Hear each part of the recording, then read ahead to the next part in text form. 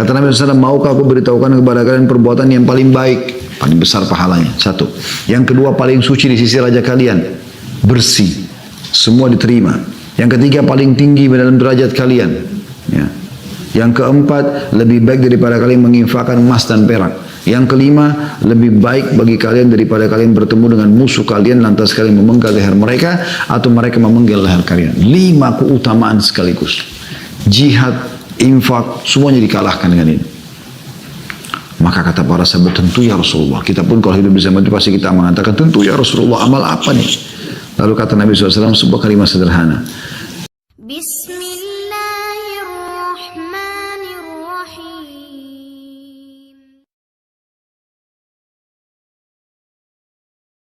Baik teman-teman sekalian, kita juga akan memberikan di pembukaan kita tentang masalah doa dan zikir ini.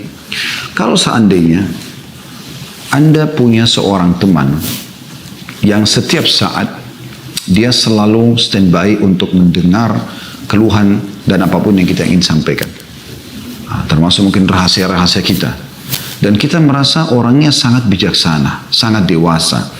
Dia punya waktu yang dia luangkan untuk kita. Jam berapapun kita telepon, dia siap dengarkan, dia siap memberikan solusi-solusi. Saya yakin kita akan merasa nyaman sekali dengan orang tersebut. Ya, apalagi kalau orangnya amanah, bisa menutup, bisa menjaga. Saya yakin kita sangat menjaga hubungan sama orang tersebut ya. Nah, ini mungkin Anda bisa temukan dalam hidup Anda, ada orang-orang yang memang sangat setia dengan Anda gitu. Sebenarnya teman-teman sekalian, Allah Subhanahu wa taala ya sudah memberikan kepada kita solusi itu. Sehingga kita punya teman dari manusia itu tidak penting bagi seorang mukmin. Itu hanya pelengkap saja. Karena Allah sebagai wali orang-orang beriman, Dia akan setiap saat mau mendengarkan keluh kesah kita. Tanpa ada perantara, kita langsung bisa berdoa kepadanya. Tinggal memuji Allah, membaca salawat para Nabi SAW, lalu kita kemudian menyampaikan hajat kita. Dan Allah menjanjikan dalam Al-Quran, A'udzu billahi minasyaitonir rajim. Wa idza sa'alaka 'ibadi anni fa inni qarib. Hai Muhammad, kalau ditanyakan kepadamu dari hamba-hambaku tentang aku, katakan aku sangat dekat. Ujibu da'watad da'i idza da'an, dan aku pasti akan menjawab semua permintaan hamba-hambaku yang meminta. Falyastajibuli, oleh karena itu mereka kembali kepadaku, minta kepadaku. Wal yu'minu bi, dan mereka beriman tentang keberadaanku, la'allahum yarshudun, agar mereka mendapatkan petunjuk. Penulis di sini mengangkat di bahasan sebelum membahas sekitar 132 doa tentang keutamaan berzikir dan berdoa. Tentu kalau kita menyebutkan doa, dia masuk dalam zikrullah, karena Anda tidak mungkin berdoa kecuali Anda mengingat Allah Subhanahu wa taala. Dalil pertama diangkat oleh beliau adalah surah Al-Baqarah ayat 152 yang bunyinya, A'udzubillahi minasyaitonir rajim. Fadhkuruni adzkurkum washkuruli wala takfurun. Maka ingatlah kamu kepadaku, niscaya aku ingat pula kepadamu, kata Allah. Dan bersyukurlah kepadaku dan janganlah kamu mengingkari nikmatku. Ya, tentu ulama menggambarkan sini mengingat Allah SWT dengan banyak cara. Baik itu menyebutkan dengan zikir, menyebut-nyebut dan memuji-muji namanya, berdoa kepadanya, membaca kitabnya, ya, menjalankan perintahnya, meninggalkan larangannya. Ini semua masuk dalam umumnya zikrullah. Juga Allah Subhanahu wa taala berfirman menyuruh kita agar memperbanyak mengingatnya, memperbanyak doa, memperbanyak memuji-muji namanya, memperbanyak mengerjakan perintah-perintah yang diperintahkan gitu ya. Dalam surah Al-Ahzab ayat 41, A'udzu billahi minasyaitonir rajim, ya ayyuhalladzina amanu dzkurullaha dzikran katsira. Hai orang-orang beriman, berzikirlah, mengingat dan menyebut Allah lah dengan zikir yang sebanyak-banyaknya. Dan sebagian ulama mengatakan di antara ibadah-ibadah yang Allah Subhanahu wa taala perintahkan yang umumnya dihubungkan perintah ibadah itu dengan kata-kata katsira atau banyak, itu adalah zikir. Itu adalah zikir. Kita diperintahkan puasa ya, tapi tidak diikutkan dengan puasalah yang katsir, yang banyak, atau sholatlah yang banyak misalnya. Tapi zikir selalu diikutkan dengan bahasa atau kalimat atau kata-kata katsir. Memang tadi surah Al-Ahzab 41, hai orang beriman, berzikirlah kepada Allah dzikran katsira, zikir yang banyak. Juga Allah menyebutkan dalam surah Al-Ahzab ayat 35. Surah Al-Ahzab ayat 35. Ini kalau Anda buka di Al-Quran ya. Coba dibuka surah Al-Ahzab surah nomor 33 dalam Al-Quran. Di situ Anda lihat ya, perhatikan baik-baik bagaimana Allah Subhanahu wa taala menyebutkan ciri orang-orang yang beriman kepadanya. Allah bilang dari Al-Ahzab surah nomor 33 ayat 35. A'udzubillahi minasyaitonirrajim. Innal muslimina wal muslimat. Sesungguhnya laki-laki muslim dan perempuan muslimah yang menyerahkan diri kepada Allah. Wal mu'minina wal mu'minat. Dan laki-laki yang beriman juga perempuan yang beriman. Wal qanitina wal qanitat. Dan laki-laki juga perempuan yang patuh. Itu salah satu makna qanit, taat. Ya.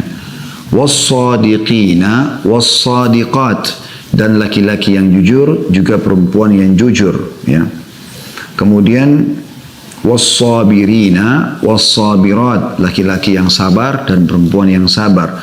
Wal khashi'ina wal khashi'at, laki-laki dan perempuan yang khusyuk, ya, konsentrasi pada saat ibadah. Wal mutasaddiqina wal mutasaddiqat, laki-laki dan perempuan yang suka bersedekah. Was-saimina was-saimat, laki-laki dan perempuan yang suka berpuasa. Wal hafidhina furujahum wal hafidhat, dan laki-laki dan perempuan yang menjaga kemaluannya dari perbuatan yang haram. Ya, kemudian Allah sebutkan di saksi bahasan kita, wadzakirin-allaha, perhatikan ada kata-kata di situ, katsiran, wadzakirat. Dan laki-laki juga perempuan yang banyak berzikir kepada Allah. A'addallahu lahum maghfiratan wa ajran 'azima. Allah telah menyediakan bagi mereka ampunan dan pahala yang besar. Perhatikan, kata-kata di atas tidak dihubungkan dengan kata-kata kathir. Seperti misalnya wal mutasaddiqina wal mutasaddiqat, laki-laki dan perempuan yang suka bersedekah. Tapi Allah tidak katakan ada banyak. Begitu juga dengan puasa. Tapi khusus zikir Allah Subhanahu wa taala datangkan ya dengan kata-kata kathir. Kemudian juga Allah Subhanahu wa taala menyebutkan, teman-teman sekalian, beliau mengangkat dalil istilahnya surah Al-A'raf ayat 205. Surah Al-A'raf ayat 205. A'udzu billahi minasyaitonir rajim. Wadhkur rabbaka fi nafsika tadarruan wa khifatan wa dunal jahri minal qawli bil ghudwi wal asali wa la takum minal ghafilin. Dan sebutlah nama Rabbmu dalam hatimu dengan merendahkan diri dan rasa takut, dan dengan tidak mengeraskan suara di waktu pagi dan petang, dan janganlah kamu termasuk orang-orang yang lalai. Allah Subhanahu wa taala menyuruh kita berzikir, menyebut nama-namanya dan juga berdoa kepadanya, membaca kitabnya. Sebutlah nama Rabbmu dalam hatimu dengan merendahkan hati, merendahkan diri dan juga rasa takut akan siksaannya, dan dengan tidak mengeraskan suara, tidak teriak-teriak sana sini. Ya, karena Allah SWT maha mendengar. Di waktu pagi dan petang jangan pernah luput, selalu berzikir dan berdoa kepada Allah, dan jangan kamu termasuk orang-orang yang lalai. Rasulullah SAW bersabda setelah menyebutkan beberapa ayat, beliau mengangkat hadis Nabi alaihi salatu wassalam, dimulai dengan hadis Bukhari jadi 2 halaman 208 yang bunyinya, kata Nabi SAW, mathalul ladzi yadhkuru rabbahu wal ladzi la yadhkuru rabbahu mathalul hayyi wal mayyit. Perumpamaan orang yang berzikir atau mengingat dan menyebut Rabbnya dibandingkan dengan orang yang tidak berzikir atau mengingat dan menyebut Rabbnya adalah seperti orang yang hidup dibandingkan dengan orang yang mati.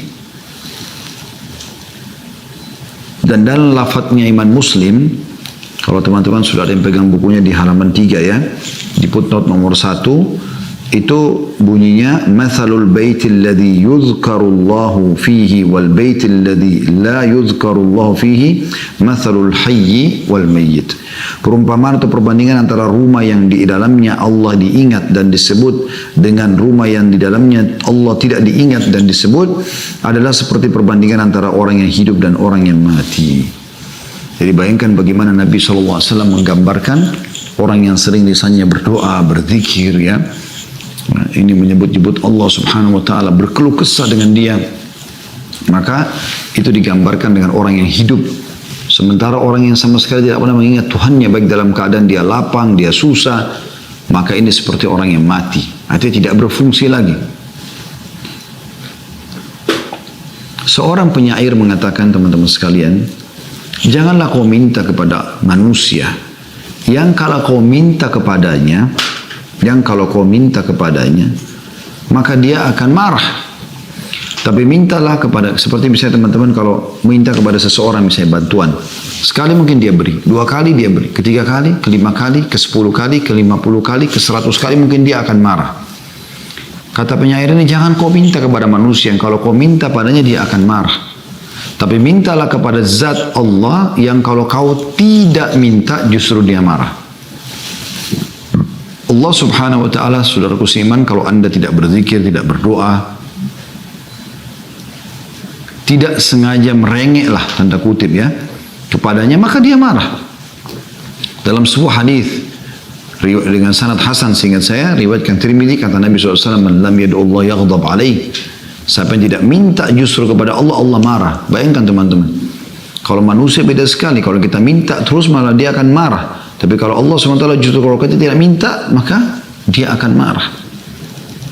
Dan Allah subhanahu wa ta'ala teman-teman sekalian akan memenuhi hajat anda walaupun itu mustahil di mata anda. Dan mungkin dalam sebuah kisah seorang salafus salih dulu, orang yang miskin, hidupnya pas-pasan, apa yang dia dapat hari itu itulah yang dia makan dengan istri dan anaknya. Dan istri anaknya pun bersabar.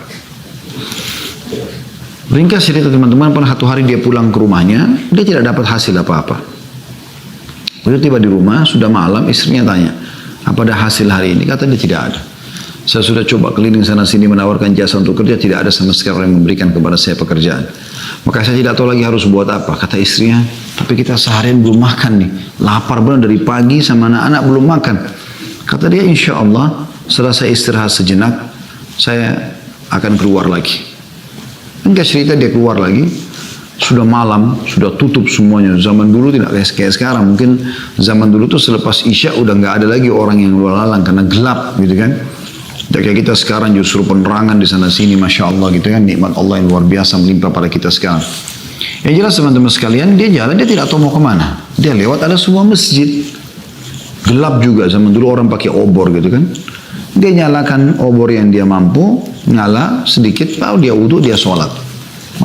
Dia sholat, dia memohon kepada Allah subhanahu wa ta'ala dengan penuh ketundukan hati, berharap Allah memberikan kepada dia rezeki sama istri dan anaknya yang sudah seharian belum makan gitu kan. Yang jelas teman-teman sekarang subhanallah, di malam itu penguasa di wilayah itu gelisah, nggak bisa tidur. Maka dia pun terdorong hatinya mengambil kurang lebih kalau seingat saya 20 kantong berisikan harta, dinar-dinar emas.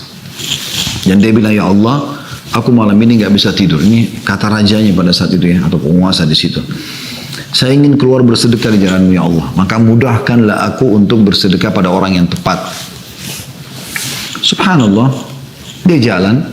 Dikatakan dalam kisah ini, penguasa di wilayah itu pun mengatakan, saya tidak akan memegang tali kekangan kuda saya. Allah, saya akan membiarkan kuda ini jalan di mana tempat yang Kau pandu. Ringkas cerita dia jalan, subhanallah, kudanya mampir di masjid yang tadi ada orang soleh yang miskin itu. Dia pun heran, kenapa kok kudanya mampir di masjid? Lalu dia turun, dia masuk ke dalam, kena gelap ya, ada sedikit salah satu obor kecil di dekat mihrab yang menyala. Dia pun mendekat, lalu dia dengar ada orang sedang berdoa, lalu kemudian dia dengarkan doanya. Di antara potongan doa dia mengatakan, ya Allah, sesungguhnya Engkau tahu aku tidak ada tempat bergantung lagi kecuali Engkau. Sudah seharian aku dan istri anakku belum makan, maka mudahkan membuat kami makanan hari ini. Setelah selesai dia berdoa, orang raja ini kemudian atau penguasa ini menepuk pundaknya sambil mengatakan, hai fulan, aku telah mendengarkan doamu tadi. Dan ketahuilah, aku adalah penguasa di wilayah ini. Aku niat malam ini keluar untuk bersedekah karena Allah. Maka ini ada 20 kantong dinar emas aku berikan kepada kamu. Dan ketahuilah kalau seandainya kau punya hajat apapun, maka saya akan memberikan kepadamu. Tinggal kau datang ke istana, saya akan berikan. Ya. Karena dia merasa, si raja ini merasa pada saat dia mau sedekah Allah pandu ke orang ini gitu. Maka yang luar biasa adalah yang jadi saksi bahasan kita jawaban orang miskin itu justru.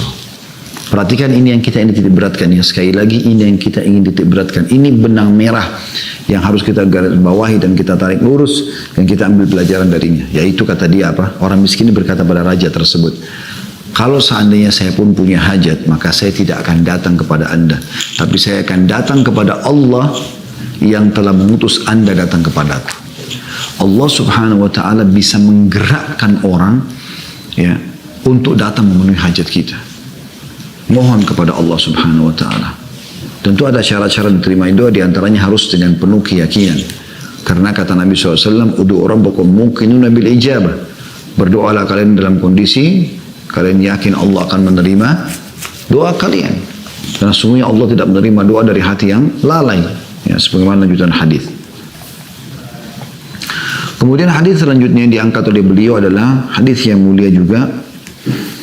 Hadis ini kata Nabi SAW, Ala unabbi'ukum bi khairi amalikum wa azkaha inda malikikum wa arfa'iha fi darajatikum wa khairi lakum min infaqid dhahabi wal warik wa khairin lakum min an talqaw aduwakum fatadribu anaqahum wa yadribu anaqakum qalu bala qala dhikrullahi ta'ala.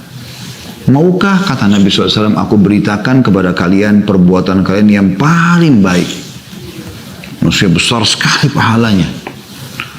Paling suci di sisi raja kalian. Maksudnya Allah subhanahu wa ta'ala. Enggak ada nodanya, bersih. Allah terima semua. Paling tinggi dalam derajat kalian. Cepat mengangkat derajat di surga. Lebih baik bahkan bagi kalian daripada menginfakkan emas dan perak.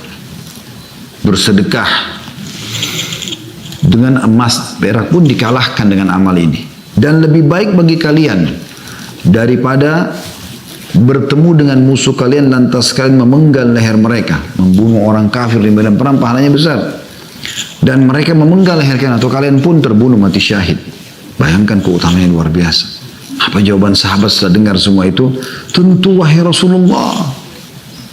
Tentu wahai Rasulullah, bayangkan ya, kita coba hitung keutamaannya. Kata Nabi SAW, maukah aku beritahukan kepada kalian perbuatan yang paling baik, paling besar pahalanya? Satu.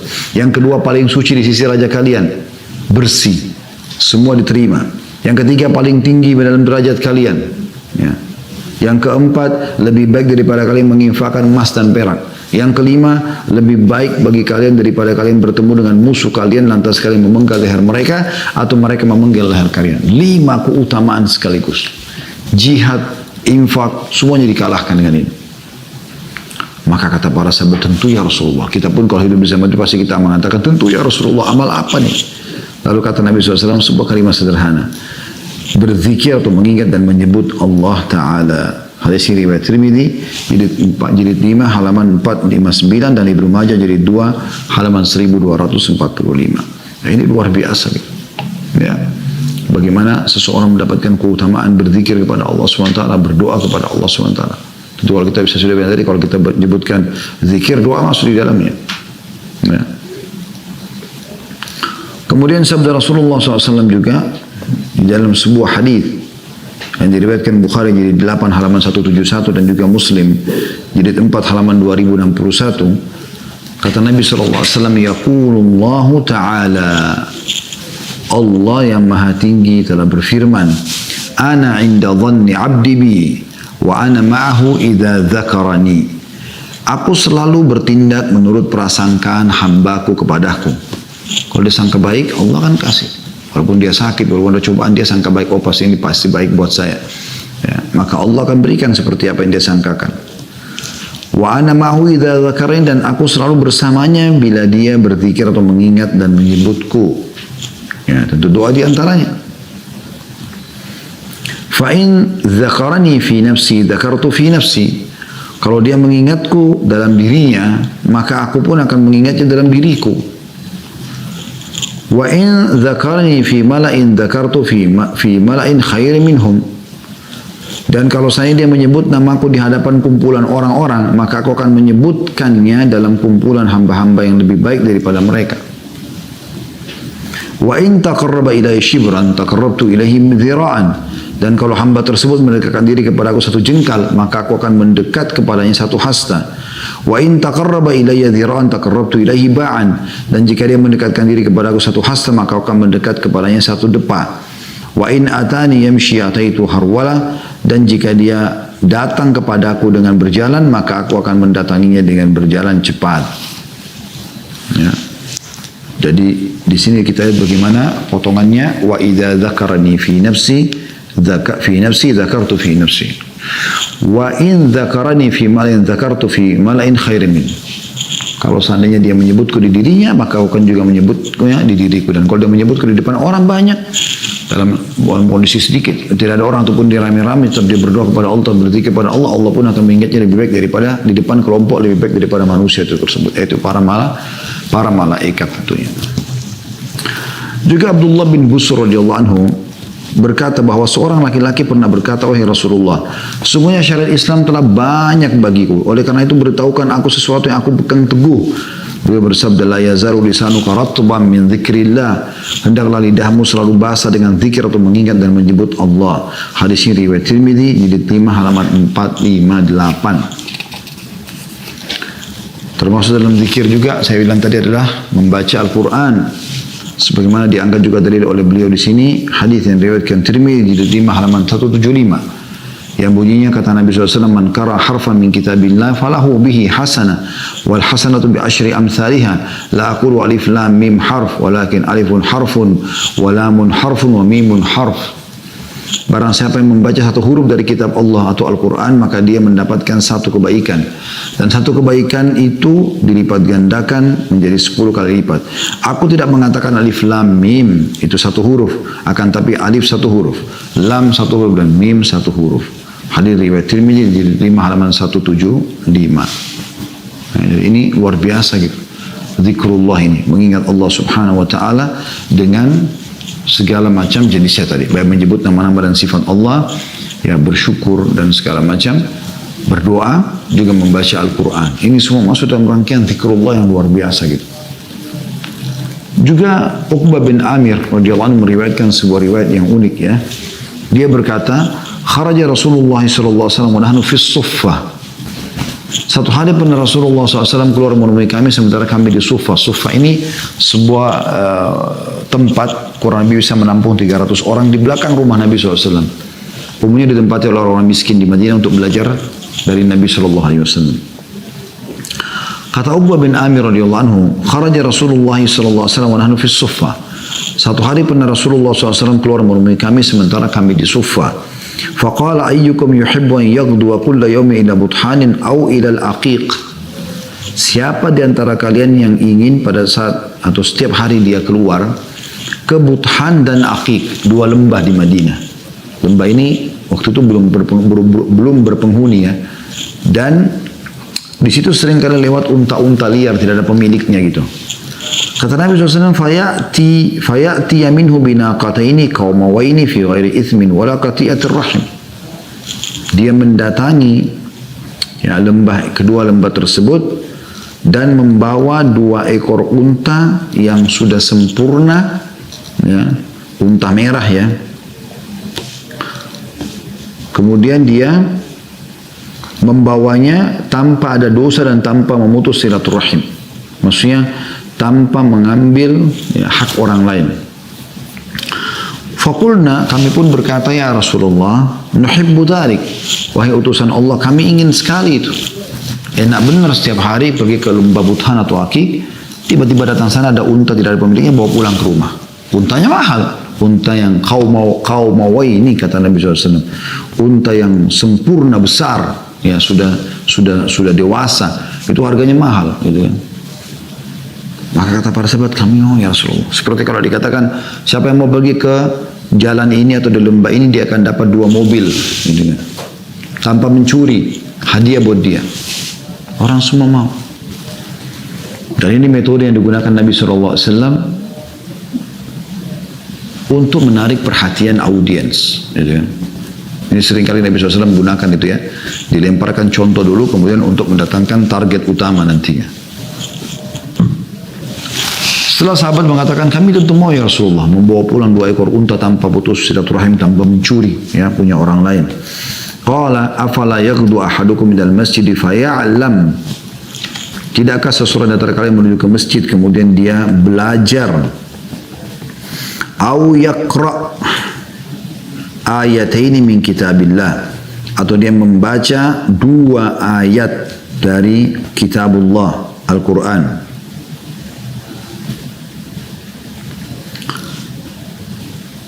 khairun lahu min naqatain. Dua ayat tadi lebih baik daripada dua ekor unta. Wa thalathun khairun lahu min thalath. Dan tiga ayat Al-Quran lebih baik daripada tiga ekor unta. Wa arba'un khairun lahu min arba'ah. Dan empat ekor unta lebih baik daripada empat ayat lebih baik daripada empat ekor unta. Wa min a'dadihinna minal ibil. Dan begitulah hitungan kelipat gandaan seterusnya, ya, terhadap jumlah-jumlah unta tersebut. Hadis ini diriwayatkan Muslim di 1 halaman 553. Juga Nabi SAW memastikan kalau ada orang yang duduk tidak berzikir, tidak berdoa, tidak mengingat Allah sama sekali, semua kelalaian isinya, maka ini bisa diancam dengan kenanya hukuman dari Allah Subhanahu Wa Taala.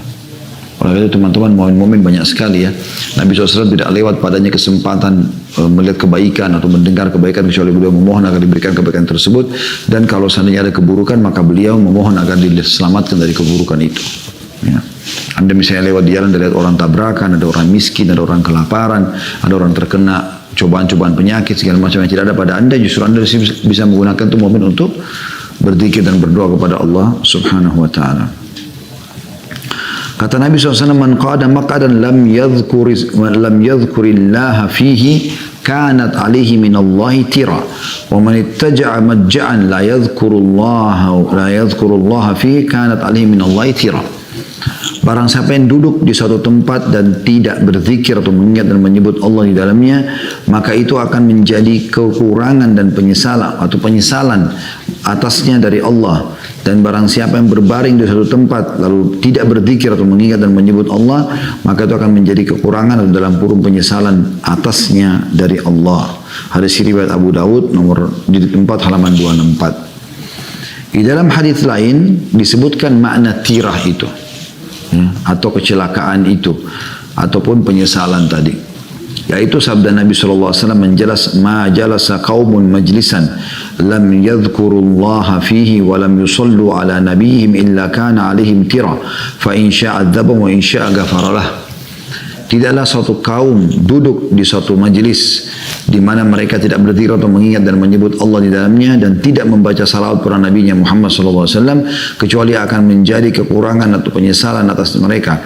Jika Allah menghendaki maka dia menyiksa mereka, dan jika dia kehendaki maka dia mengampuni mereka. Hadis riwayat Tirmidzi jilid 3 140. Jadi kita bisa lihat teman-teman sekalian bagaimana ya penekanan tentang harusnya seseorang itu berzikir, mengingat Allah Subhanahu Wa Taala, di antaranya doa, itu adalah hal yang sangat ditekankan. Justru kalau orang jauh daripada itu semua, merasa tidak butuh dengan Allah Subhanahu Wa Taala, dia diancam dengan tirah atau penyesalan. Bisa bermakna tadi di hadis yang kedua tadi adalah Allah kalau ingin Allah hukum, kalau Allah ingin maafkan maka Allah maafkan. Dan yang terakhir yang kata beliau adalah hadis Nabi SAW, ma min qaumin yaqumuna min majlisin la yadhkuruna Allah fi illa qamu an mithli jifati himar wa kana lahum hasrah. Tidaklah satu kaum berdiri atau bubar dari satu majlis, kumpul-kumpul, nongkrong sama teman-teman atau keluarga, ngobrol-ngobrol.